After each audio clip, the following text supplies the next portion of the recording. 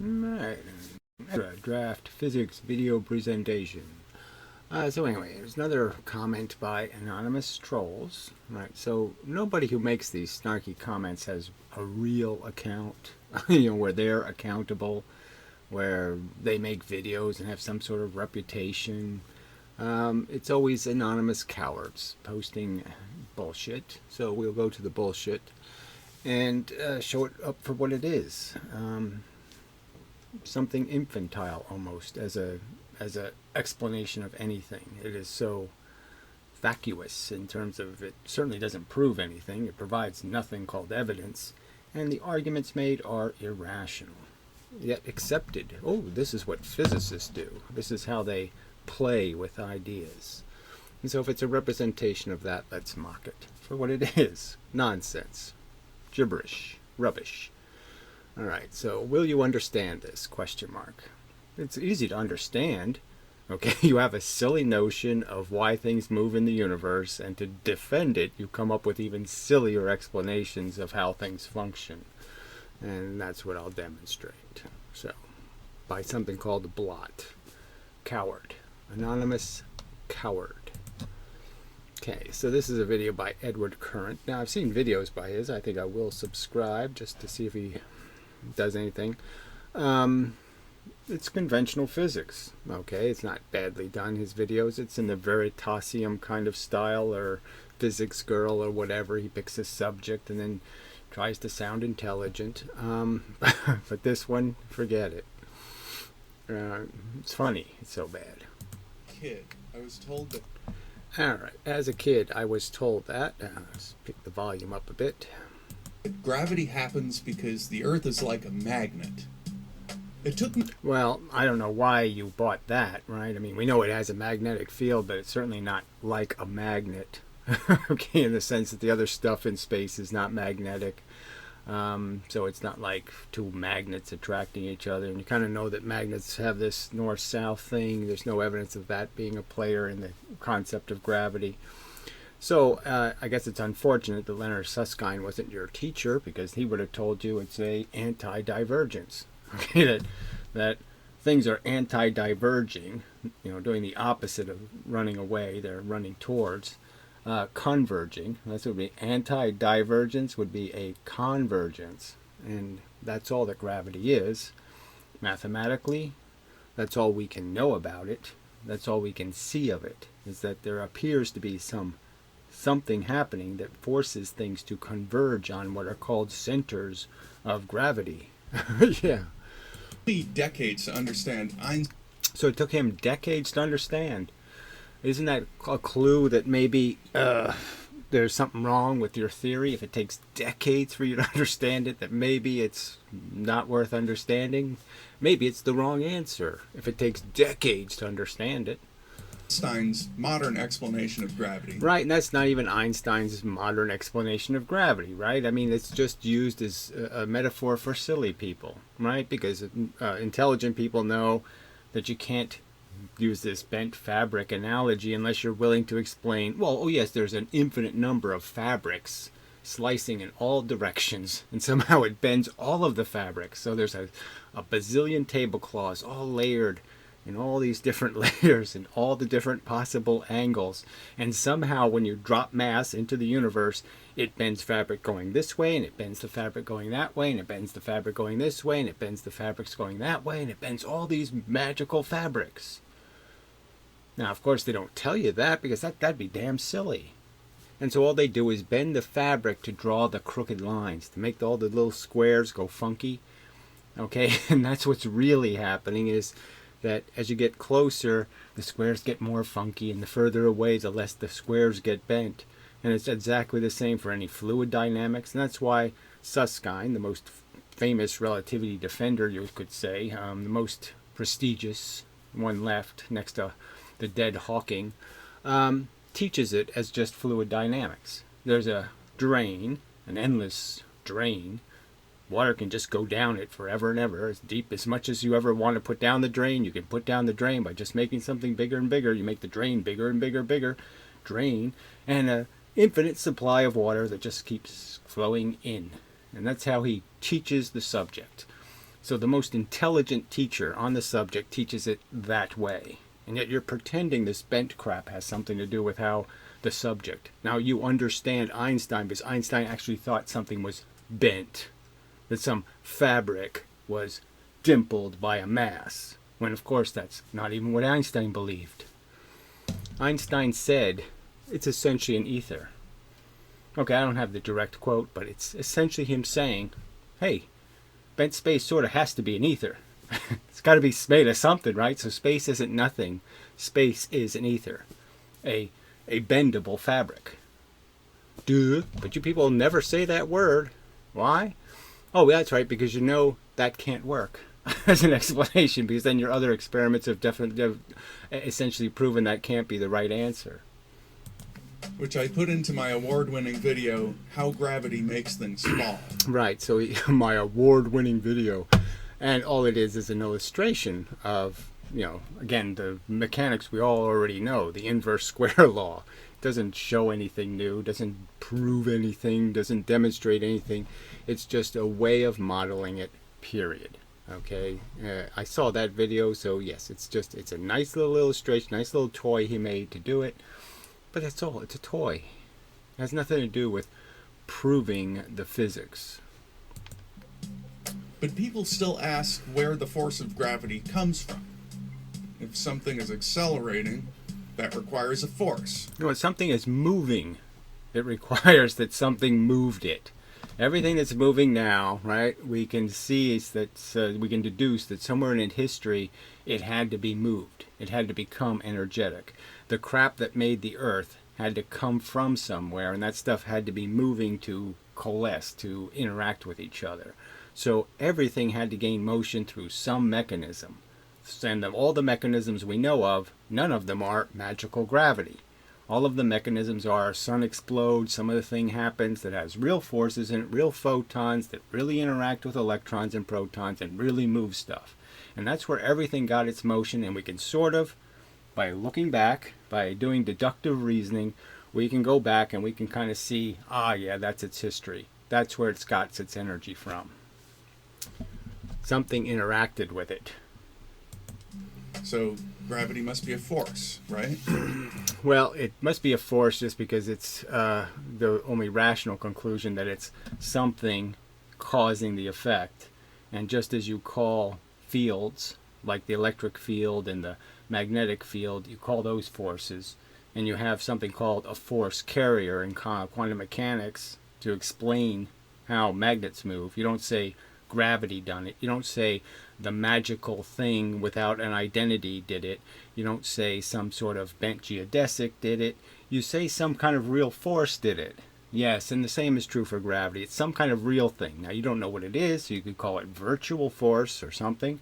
You could give it some stupid, idiotic name displaying your ignorance, but you're not willing to do that. And so instead, you take something called nothing, and you decide that nothing is magically enabled. It's not. Isaac Newton described it as a force, but today we say that... Yes, so he described it because it fit with everything we know about the fact that this piece of chalk isn't going to move anywhere unless something acts on it. And we all know that, okay, in the sense that if I put it in space, it's not going to just magically do stuff. It's going to do stuff because it's going to interact with other stuff that's moving, and that's what we see in 99% of the other universe. So everything that's not gravity, we blame a force. We say something like virtual photon. We say something very familiar and very known in the sense that there's got to be a carrier, because all these things act at the speed of light. So again, you have the same problem. You won't mention in this video that gravity takes time, okay, that it's slow, it's not instantaneous. Where are you going to say that? Oh, that's right, you're not going to say it. Because as soon as you say how, oh, well, somehow my magical bent spacey thing takes time. How does something that's nothing take time? How does your mathematical geodesic take time to accomplish its task? When something falls and accelerates, no force is making it do that. Says you. Okay, and you don't have any evidence in this video to indicate no force did it. Even more counterintuitive, the acceleration of No, counter-reasonable. Okay, so all of this nonsense is counter-reasonable. Because if I took you at your word, at what you're saying, okay, I can prove it to be unreasonable. Because all I have to do is point to the Chinaman on the other side of the earth doing exactly the opposite thing. And by your theory, the earth is moving in both directions at the same time, which would be silly to believe. Gravity is actually upward. It's not downward. No, it really isn't. And this, you should be punished for being this wrong. To be preaching this to ignorant idiots and selling an idea that's just plain stupid. No, I'm not moving up. Okay, the Earth isn't moving up. We're not moving towards the satellites. None of that's happening as a net fact. Because the fact is, gravity is pushing us down, and the Earth is pushing back in an equal amount, and that's why I found equilibrium. I'm stuck in some equilibrium point, but that's it. There's no absence of force down. There's no absence of pressure I'm putting down on my chair. My chair doesn't say, oh, thank you for not... I sit on it, and then the chair says, oh, that's fine, everything's great now. No, it's constantly saying, get off me, you fuck. It's constantly saying, you're putting pressure on me. Stop it. I don't like it. You're pushing down on me. It's constantly saying that. First, consider a situation. And you'd know it if I sat on your chest all day, right? You'd get the message. You'd say, yeah, you are pushing on me. You are moving towards me. There's just no doubt about it. And I have to push you back. I can feel that. I can know that's what's really happening. So why are you lying to people, pretending that somehow, no, I'm really moving up? No, I'm really not. Where there is no gravity. Things move about freely with no forces being applied to them. Right, and so you just did the same thing you say we're not supposed to do, which is to think a force is even necessary. Right. In physics, this kind of motion is called inertial. Which again is kind of a silly word and kind of not very specifically defined in meaning anything, because everything is constantly being affected by gravity, by other forces, by the stars billions of light years away. They're still affecting me. Yes, the effect is minute, but it all adds up, and I'm constantly being altered in my inertial motion. I never have any motion that lasts more than a millisecond. I'm constantly being changed in my bias. Things are moving or not moving by way of their own inertia only.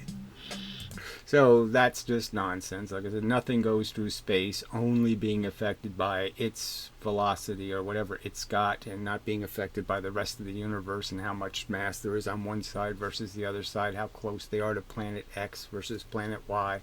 It all makes a difference, and it all affects their trajectory in the end.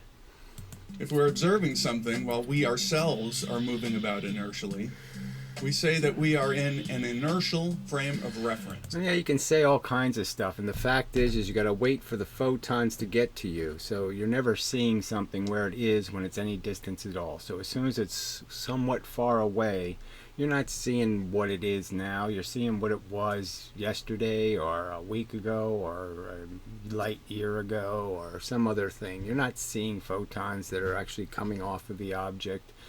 Right now, you're seeing photons that came off of it a long time ago. So it's just an illusion.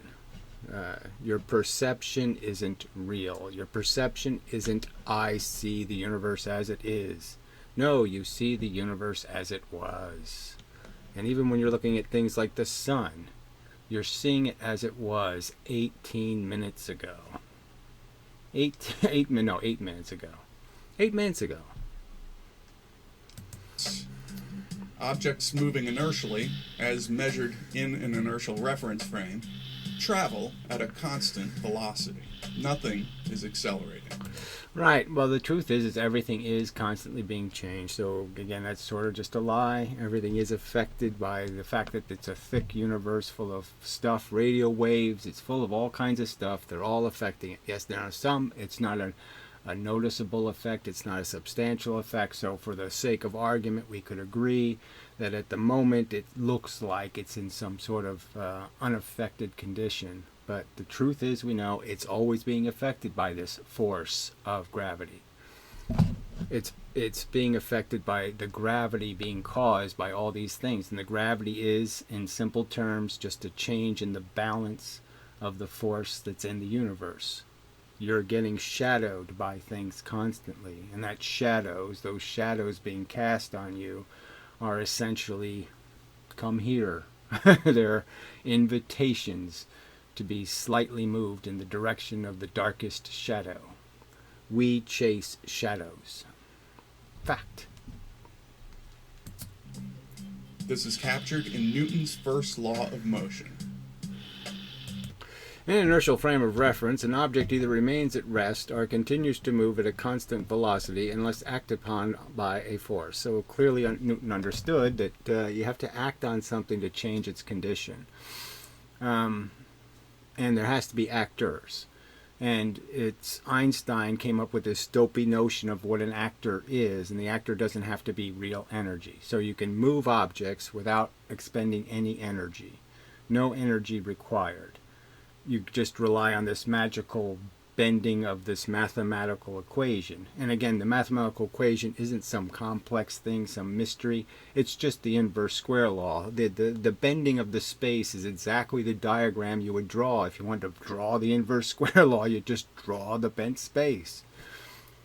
It's not anything special or necessary. It's just a silly way of describing the function. It's a really bad analogy because you can't bend three-dimensional space. There's no way to define what's moving and what isn't. Yes, there is. So you say so. Okay, and the definition is Einstein's own words, essentially, because he made an exception for photons. He said, photons don't care about this crap. You're inertial this, you're inertial that. Doesn't care whether you're velocity here, velocity there. They don't care. They mind their own business. No matter what frame you're in, a photon is always a photon. The spaceship analogy is the only analogy you need. It'll tell you exactly how fast you're going. Okay, have a light clock. Watch how much of the side of the ship moves away from the place where your laser beam will end up shooting, or your light will end up being cast. And from the bending, you can just measure your velocity. No mystery whatsoever. Light will tell you where the real universe is. All motion is relative. And it's just nonsense. Things have velocity and things don't have velocity, a lot of velocity, and it's just a fact. There is things not moving in the universe, and there's things moving in the universe. And this whole frame thing doesn't work because all I have to do is put two frames inside of each other and I've violated the speed of light. I mean, it just doesn't work as an explanation. It's junk. You want to say that an object is at rest. We have to specify that it's at rest relative to some reference frame. We don't have to specify any of this stuff. Again, all we have to do is have a light clock. All we have to do is produce a photon over here and catch it over here. All right, and then you'll know whether one of these things is moving. If one of them's moving, you'll see it. Okay, you'll see the effect. If the emitter's moving, you're going to see your photon spread over a huge amount of distance. And if the receiver is moving, okay, then you're going to see the photon land in a location it shouldn't be. It won't hit the target. Measured against a different reference frame, that same object might be moving. There's no such thing as absolute motion or absolute rest. So it has no proof for this. Again, he's making some argument just on semantics, just on playing with words. There's no evidence indicating this is true. There's no experiment proving this. It's just a story they tell.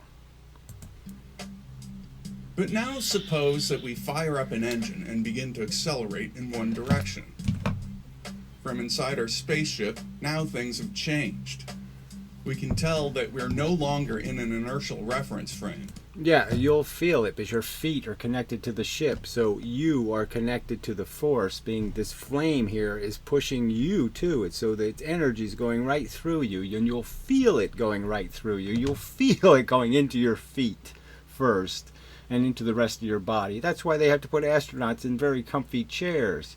is because it would be incredibly uncomfortable if they had to take the G forces, okay, standing up, and they couldn't spread the pressure over a larger part of their body. Because if you don't spread the pressure over a larger part of the body, you're really going to feel it.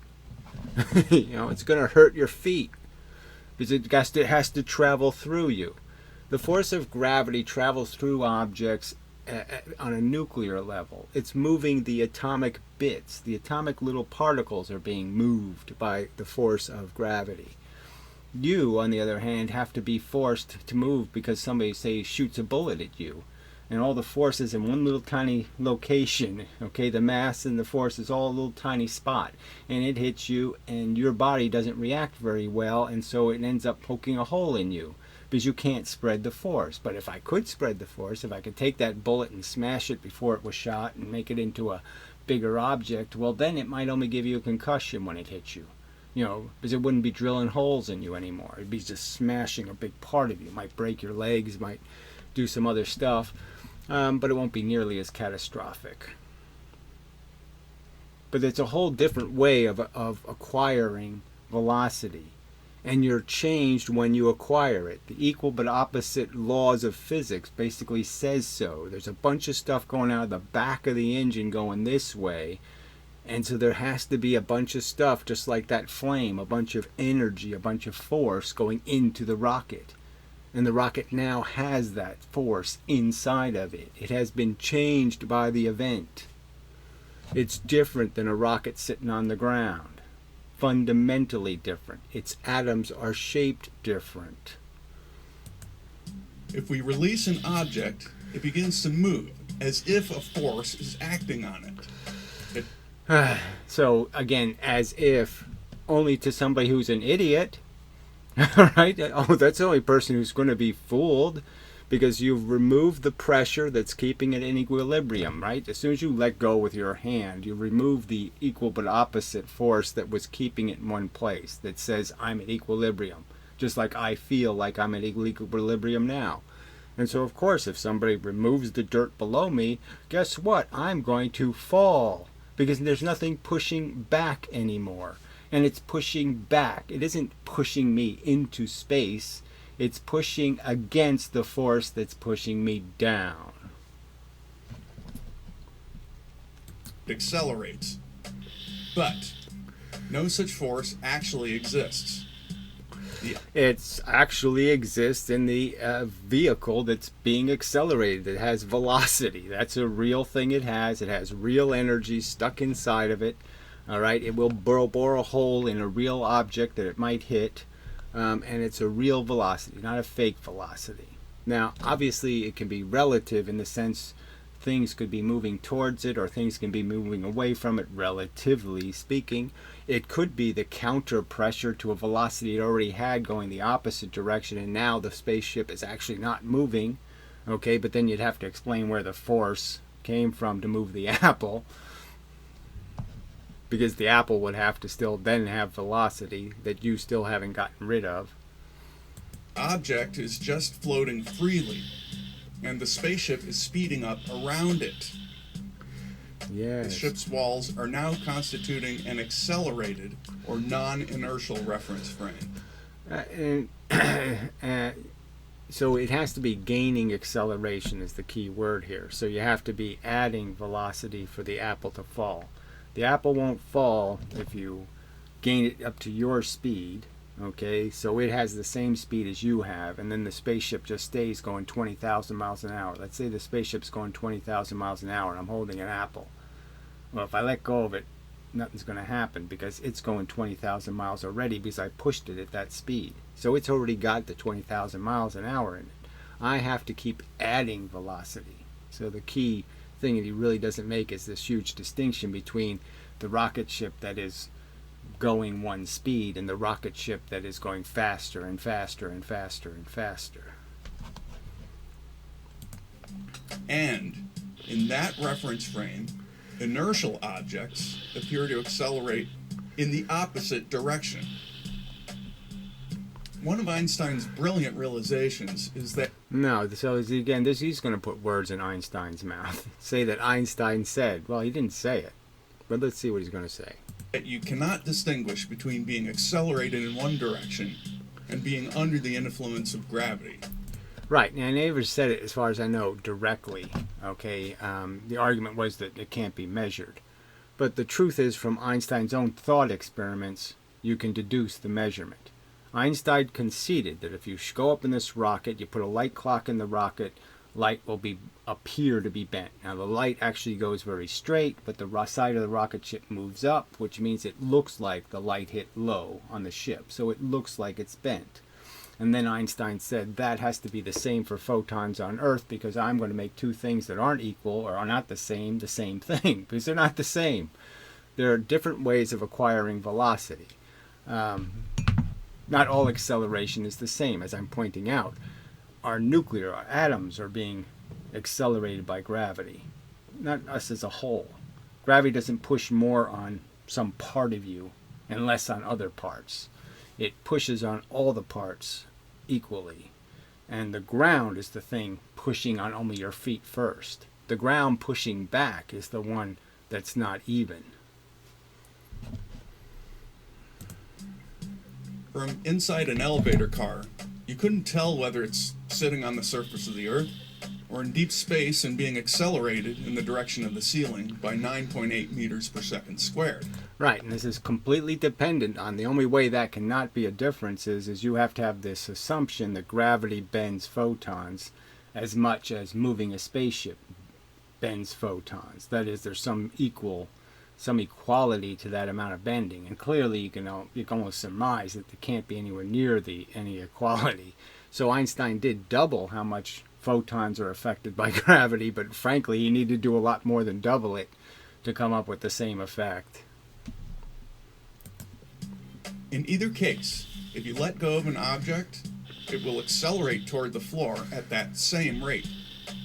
But from the perspective of the object, that is, in its inertial reference frame, the elevator car appears to be accelerating. Right. Now look, the argument is simple, okay? There's no physical evidence that proves one way or another that there's no standing frame. Okay, we have very little evidence that photons are bent. I mean, I would argue you have none that's credible. Okay, the Eddington experiment never repeated. They've never done it from space where the satellites are, where they could do it every day. Never done. So we have lots of reason to doubt that photons are actually bent by gravity. And if they're not bent by gravity, okay, then there's a clear distinction between the photon clock, the light clock on Earth, and the light clock, the light clock in gravity and the light clock in the spaceship. The light clock in the spaceship will tell you exactly how fast the spaceship is going, and the light clock on Earth won't tell you anything about how much gravity is hitting you. Especially if there's another force pushing back. Ceilingward. Einstein realized that rather than gravity being a force acting at a distance that accelerates... Now, Einstein came up with a preposterous explanation for the force. If Newton had come up with some notion that space is bent, everybody just would have said, oh, Newton finally has shown his character defects. He's shown that he's not the perfect man he appeared to be. He's gotten such a wrong answer. What a fucking idiot. They wouldn't have bought this crap, this unevidenced crap. Rates freely moving objects downward. We have to say that instead, gravity puts us in a non-inertial accelerated reference frame. And we have to say that the surface is what's being accelerated upward. Right. Now, so does that make any sense at all? We have to say. No, we don't have to say that because it's preposterous. Because that means that the surface a mile away from me is upwarding in a different direction. And then obviously the surface on the other side of the Earth from me is moving in the opposite direction. So somehow the Earth is expanding constantly at some huge rate. 9.8 meters per second, the ground is moving. Bullshit. We don't have to say that. It's stupid to say that. It's stupid to think that. The clear answer to the question is buoyancy. I am here stuck in equilibrium. Okay, there's a force pushing me down that I can't feel because it's pushing my atoms, all of them, all over my entire body is being pushed down at the same time. I can't feel any of it. but I can feel the force pushing me back up. I can feel my ass get sore, the bones pushing on the frickin' tissues. I can feel the equal force pushing me the opposite way.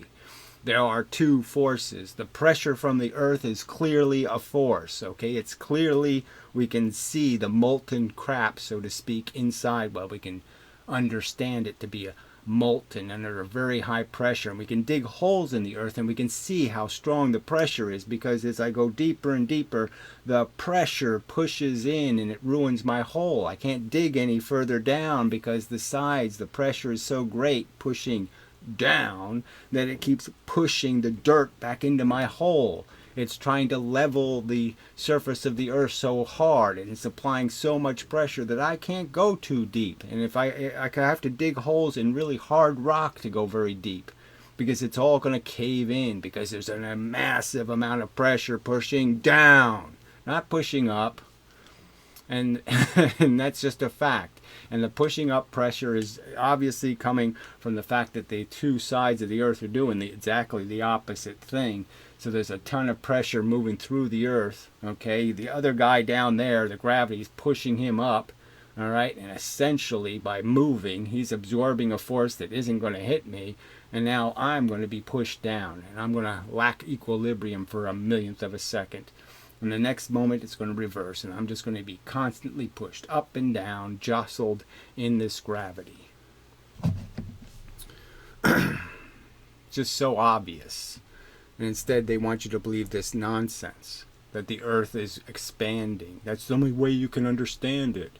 So it took him decades to figure out the earth is really getting fat constantly. It's just the surface of the earth is at 9 meters per second shooting out into space. We have to think of it that way. Even though they still admit, oh no, I'm not saying that's happening. But that's what we have to think. No, that's not what you have to think. You don't have to be an imbecile. But why? What's special about inertial reference frames? There's nothing special about this stupid jargon you're using, okay? Yes, there's relative motion. You know, this thing's being affected by gravity just like I am. When I'm connected to it, it's going to be held up because I'm putting pressure on it. I can feel myself having to put pressure on it to keep it up. I can feel my bicep have to work to hold it up. All right, so we're in a relativistically same condition, okay? I'm being pushed up by the ground. It's being pushed up by my hands doing the same thing essentially, and the force is traveling through my body. It's quite obvious. Okay, yes, we're in relatively the same condition. So what? That doesn't mean there's no such thing as a condition. That doesn't mean that everything is moving nowhere. That doesn't mean everything is moving at some preposterous speed and there's no such thing as things that are moving really slow and things that are moving really fast. Yes, there are things moving really fast, and there are things moving really slow or not moving at all. There are things in balanced conditions and there are things in imbalanced conditions. This relativity crap is just a word game. It has nothing to do with the facts. It has to do with your silly perception. Because it takes time for light to get to me, I think an explosion happened before somebody lit the fuse, because I'm moving too fast to see the things in the right order. That's not a truth. The truth is the fuse wasn't lit after the explosion. That's just a defect in perception. That is not a defect in reality. This is just such a stupid theory. It's because inertial reference frames are where the laws of mechanics take their simplest form.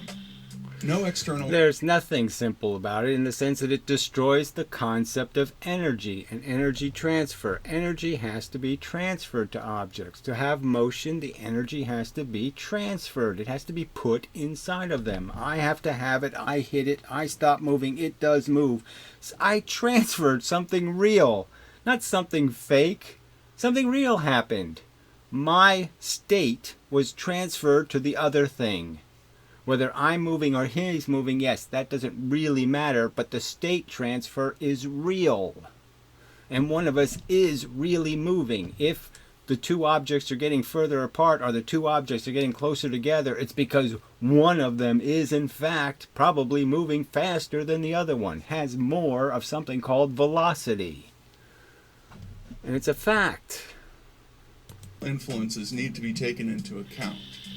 So, when you are sitting in a chair, you are quite literally being accelerated upward. You're quite literally being pushed exactly as much as gravity is pushing you down. That's right, you're being pushed up just as hard as the gravity is pushing you down. 9 meters per second, 9.8 meters per second pressure being pushed up as you're being 9 meters per second pushing you down. And you're not going anywhere. Okay, the end result is that you're doing this on the surface of the earth. You're vibrating. And that's why you have more time dilation, by the way. It's just like a basketball. You're traveling a lot more distance than the basketball player. But you might be saying acceleration is a change in velocity, and we aren't speeding up. But speeding up along a straight line is only the most familiar form of acceleration. If you swing a ball in a circular manner, you're constantly accelerating it toward the center of the circle. All right, so says him. All right, it's in a constant state of change in the sense that the vector of its motion is constantly being changed.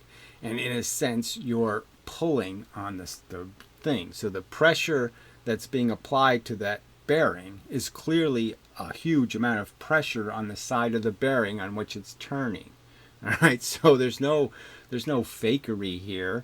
It's a real pressure that's being applied, and the inverse of this way on the bearing's feeling pressure this way. Well, the inverse of that is obviously the pull in. So there's nothing confusing about that fact. There's no, I can't see where the forces are. We see the forces of torque. Okay, there's equations for the forces of torque, and they're accountable. And there's no such thing called a centrifugal or centripetal or any of these forces. Those are not forces. The forces are the same forces that you could create in any circumstance where you're tying a thing to another thing, where I'm tying it to this thing. There's clearly a tether, okay, that the force is traveling through. And there's real torque, real pressure put on that tether. And the tether will break if I swing that fast enough and I don't make it out of a strong enough material. The pressure will break it. Even if it isn't speeding up or going anywhere in particular. If you let go, the ball gets flung off, and it begins traveling inertially. It gets released. It doesn't get flung anywhere. It merely gets released from the tether. So the thing that was keeping it here, okay, the pressure down, is released. So if we break the tether of gravity. We stop instantly for a second. Just stop. The 9 meters per second that's pushing me down, yes, I will be flung up at 9 meters per second. The earth will push me, all right, and give me that velocity while I'm still in contact with the earth. Once the earth reaches, the matter below me reaches its new equilibrium, that'll be over. But for a split moment, I will move at 9 meters per second. I will be given that much velocity for a certain period of time, and I will shoot into space a little bit. When you remove that real force, the ball goes from being accelerated to moving inertially. But again, it's only moving inertially if you pretend there's no Earth, there's no moons, there's no suns, there's no satellites, there's no galaxy, there's no other thing that has an imbalance in gravity that is in fact going to change its direction in the long term. Just like the satellites we've shot into space. They didn't fly some perfectly straight line through space. They're constantly being affected by the universe they're interacting with, and their direction changes based on how close they fly to the planet and how far from some other thing they fly. Similarly, when we're standing on the Earth, the ground is pushing us up with a real force. There you go, and it's a real force that's pushing us down. That's the only thing. You're saying it's a magic bent geodesic that's doing the down force to keep us in equilibrium. You're saying the one force is real, even though that real force is also created by gravity. The force pushing us up is the force of the people in China, in Fuji, and all that stuff. Fuji itself is pushing up. It's being pushed by gravity. And the island of Fuji is itself creating the force that's pushing us up. And we're likewise doing the same to them. Our mass is pushing force into the earth in this direction. And it stays in this direction. It doesn't get to do some new direction. It stays going in this direction. Conservation of momentum. Its momentum is in this direction. That will be conserved, and the other side of the earth is going to be affected by the fact that we're pushing down. And it's a real force that's pushing us down. It's a real force that's, like I said, he's conceding the force from the earth is a real force. Well, where did it come from? Where does the pressure pushing up come from? And if you have any brain at all, you'll figure out, oh, it's a consequence of gravity. A real force. And if that force is removed, our body goes from being accelerated to moving inertially. Right, and we won't do any of this stuff because this tunnel, from that tremendous pressure of the gravity pushing down on all this matter is still accelerating down. And it's going to say, hey, I can't go straight down because there's a whole bunch of mass in my way. But look, there's a tunnel over here, so I'll just go a little bit sideways. So I still have a vector in the right direction, so I'm still going in the right direction, and I'll just fill that tunnel right up. And there won't be any frickin' tunnel, because the huge amount of pressure being pushed down on all of that mass from the force of gravity, okay, is going to ensure that that tunnel is going to collapse. And then in that now inertial reference frame, we see the Earth. Just as gallons of water above you when you're underwater start bursting your eardrums and doing all kinds of other harsh things to your body. And you have to go, if you go deep underwater, you have to put on a big steel suit or you'll be crushed. Okay, you'll be squeezed and smushed. All right, and the guts will pop out. Because you're going to have too much air in you. You're going to have too much soft stuff in you. And you're not going to be as hard as everything else down there that's being pressurized by the downward motion of all those atoms above you. By the force of gravity. Accelerating upwards. Whether it's speeding up along a straight line, changing direction toward a center of rotation, or being pushed upward by a massive planet, any deviation from inertial motion is a real acceleration. Oh, you said it's not real. You say it's just some relative crap. It doesn't matter how fast I'm really moving. There's no such thing as real movement. That's what you're saying quite clearly. There's not a real mover somewhere. Everything's a non-real mover. I can just pretend I'm moving and he's not moving, or I can pretend I'm moving and I can just make it up. There's no truth to be found. And the clear truth is that, yes, there is a truth to be found, and you just admitted it. And real acceleration requires a real force. In fact, when you step on a scale, you aren't directly measuring your mass. You're measuring the force. No, you're directly measuring your mass in the sense that the force is proportional to how many nuclear bits you have. The force of gravity is a nuclear force. It's going to tell you how many protons and electrons you have because it's going to have to move all of them. It's going to affect one, and that's going to push on the others. And so even if the gravity can't get through, like directly the force, it's still hitting the stuff that's got to bang into other stuff and move it that has mass. So it's clearly proportional to how much mass you have. The more atoms the more electrons, neutrons, and protons you have, the more collectors you have of force. They're the collectors. They're the things that are going to require force to be moved. And you're going to have to move each one of them with a real force. They're going to have to actually push on each other. They're going to have to try to take each other's space, so to speak. And so it's a real measure of your atomic substance. How much atomic stuff you have will be revealed by how much force you're applying. When I take all of your force and have a little pin point that it's on, I'll measure exactly how much your total mass, how many atoms are in it, how many electrons, protons, and neutrons are inside of you. Because you will collect exactly the proportional amount of force constituent to how many atoms you have. Just like the atoms that could be right next to the Earth and be orbiting around the sun, It doesn't matter. The gravity of the sun is affecting the single atom exactly proportional to the Earth's. How much force gets consumed. Again, should I mention that Leonard Susskind teaches the subject like it was fluid dynamics, a real force.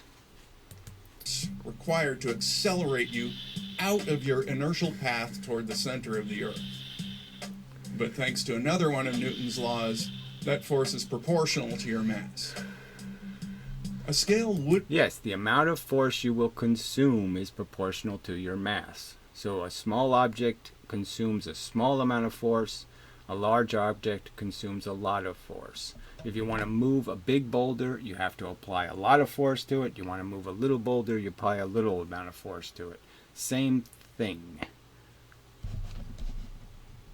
Measure your weight in deep space, unless your ship happens to be accelerating at 9.8 meters per second squared. So yes, you can measure it, okay? And you can always measure acceleration in the sense that, yes, you can always feel the weight, the obligation to push all of the other stuff up to the same speed. And it takes work. It takes atoms banging into each other to acquire acceleration in a normal circumstance. Again, it has to, the accelerant has to push on you. And it has to push on you physically, okay, against your atoms. Because it's not gravity. Because it's not something affecting your atoms. And gravity is. Gravity is essentially photons like X-rays, and they go right through you, right into you, and some of them will be absorbed, and when they're absorbed, that's the same thing as them exchanging their momentum, and they'll cause, like an X-ray, your bones move more. If I X-ray you, the simple truth will be your bones will move more than the fleshy parts where the X-rays pass through more benignly. Simple truth. Does this guy dispute that simple truth? Will he pretend that that simple truth means that X-rays are bent geodesics, that X-rays aren't real things, that X-rays are some fake force? No, they're a real force, and they're going to affect something exactly like gravity would affect it. It's going to push on the denser parts more and push on the less dense parts less, because they're all collectors of the force. And you have to have an interaction with you and the force for you to move. A force has to change your disposition. Something has to act on you, not some invisible, fake, nonsensical geodesic.